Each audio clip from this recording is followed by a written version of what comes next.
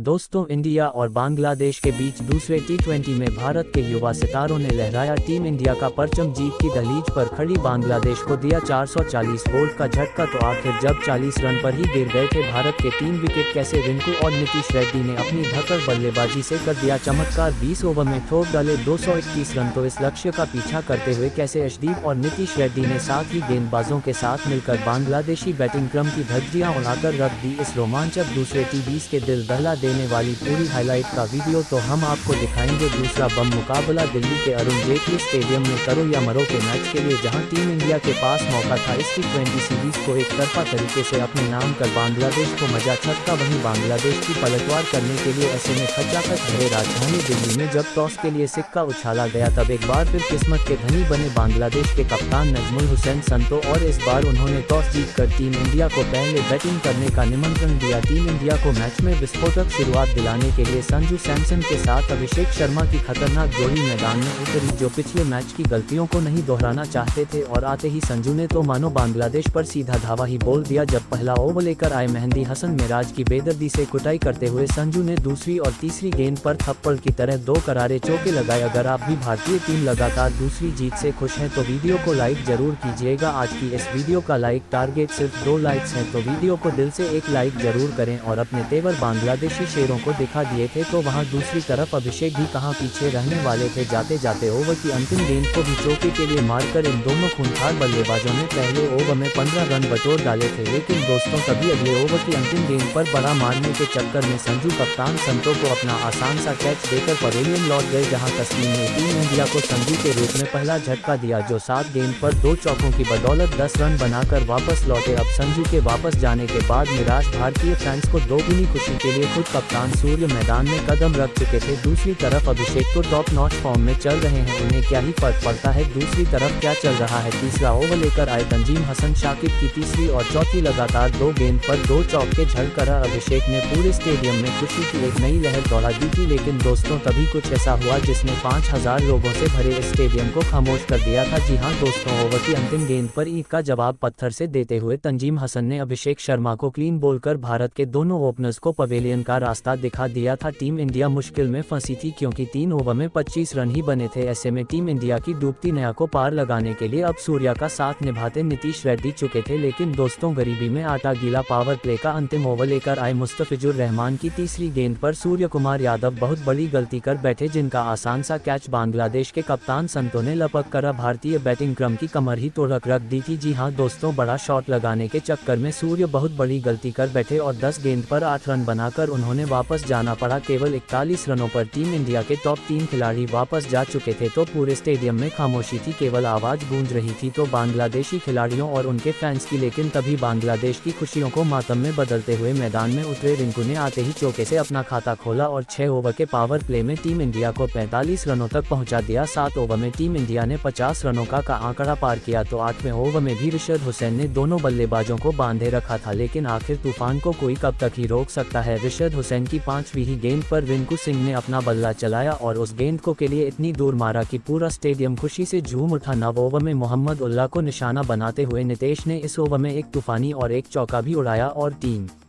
India को रफ्तार की रफ्तार से आगे बढ़ाना शुरू कर दिया था। तो ये तो केवल ट्रेलर था, अभी असली तूफान तो बाकी था। दूसरे ओवर में तो रिशद हुसैन की धज्जियां उड़ाते हुए इन दोनों खिलाड़ियों ने 3 तूफानी और एक खतरनाक चौका लगाया था। दोनों तरफ से ये दोनों केवल चौके की बरसात कर रहे थे। टीम इंडिया को इन्होंने मजबूत स्थिति में पहुंचा दिया था। साथ ही साथ इन दोनों खिलाड़ियों के बीच 80 रनों से अधिक की साझेदारी भी 12 ओवर के भीतर ही हो चुकी थी। साथ ही साथ दो देखते ही देखते नीतीश ने केवल 27 गेंद पर अपना अर्धशतक पूरा कर विश्व क्रिकेट में अपनी एंट्री का जोरदार धमाका किया था। मेहंदी से लेकर तस्कीन मुस्तफिज और कोई भी गेंदबाज उनके कहर से आज बच नहीं पा रहा था। पूरा हिंदुस्तान तो खुशी से झूम रहा था, क्योंकि इन दोनों युवा सितारों ने बांग्लादेश की धज्जियां उड़ाकर रख दी थी। मेहंदी के 13वें ओवर में भी नीतीश ने एक के बाद एक 3 तूफानी के उड़ाकर 13 ओवर में टीम इंडिया को 148 रनों तक पहुंचा दिया। इसी के साथ इन दोनों सुपरस्टार्स के बीच 100 रनों से भी अधिक की शतकीय ऐतिहासिक साझेदारी हो चुकी थी। लेकिन दोस्तों, तभी मैच में एक बहुत बहुत बड़ा ट्विस्ट निकल कर आता है। आखिरकार 14 वन ओवर में मुस्तफिजुर रहमान आते हैं और आते ही इस खिलाड़ी ने नीतीश रेड्डी को अपने जाल में फंसा लिया। उनका आसान सा कैच मेहंदी हसन ने लपका, जहां टीम इंडिया ने 20 ओवर में टीम इंडिया ने 221 रन 9 विकेट के नुकसान पर बना डाले थे। अब बांग्लादेश के सामने एक मुश्किल लक्ष्य था जिसका पीछा करना आसान तो होने वाला नहीं था। ऐसे में बांग्लादेश की उम्मीदों को जिंदा रखने उनकी तरफ से ओपनिंग में परवेज हुसैन ईमान के साथ लिटन दास की खतरनाक जोड़ी उतरी थी। आते ही पहले गेंद पर परवेज हुसैन ने थप्पड़ की तरह करारे चौके से अपना और अपनी टीम का खाता खोला और अपने तेवर टीम इंडिया को दिखाने शुरू कर दिए। तो ओवर की आखिरी गेंद 2 गेंद पर भी इस खिलाड़ी ने विकेट के बिल्कुल सामने 2 खतरनाक चौके चढ़कर न केवल पहले ओवर में कुल 14 रन बटोरे बल्कि टीम इंडिया को अपने खतरनाक इरादों से भी रूबरू करवा दिया कि वह इतनी आसानी से तो हार बिल्कुल भी नहीं मानने वाले हैं। जहां संतो 11 रन बनाकर पवेलियन लौट गए तो वरुण चक्रवर्ती ने आते ही लिटन दास को क्लीन बोल्ड करा। बांग्लादेश देश के टॉप ऑन ऑर्डर को चकनाचूर कर दिया था। तो बैटिंग करने उतरे तौहीद हृदय भी अभिषेक शर्मा के सामने ज्यादा देर तक नहीं टिक पाए और 46 रन ही 7 ओवर में बांग्लादेश बना पाई थी। उनके 4 बल्लेबाज भारत के सामने ढेर हो गए थे। हालांकि मेहंदी ने आकर अपनी टीम को 8 ओवर में 54 रनों तक पहुंचाया, लेकिन कितनी देर तक ये खिलाड़ी अकेले लड़ाई करता, देखते ही देखते बांग्लादेश का पूरा बैटिंग क्रम मानो टीम इंडिया के सामने ताश के पत्तों की तरह बिखर गया। मेहंदी हसन, मिराज को रियान पराग ने पवेलियन का रास्ता दिखाया तो जयकर अली भी 1 रन बनाकर मयंक यादव का शिकार हो गए। यहां तक कि रिशद हुसैन भी केवल 9 रन बना पाए थे कि वरुण चक्रवर्ती ने उन्हें भी पवेलियन भेजकर 83 रनों पर ही बांग्लादेश के 7 बल्लेबाजों को धूल चटा दी। हालांकि फिर मोहम्मद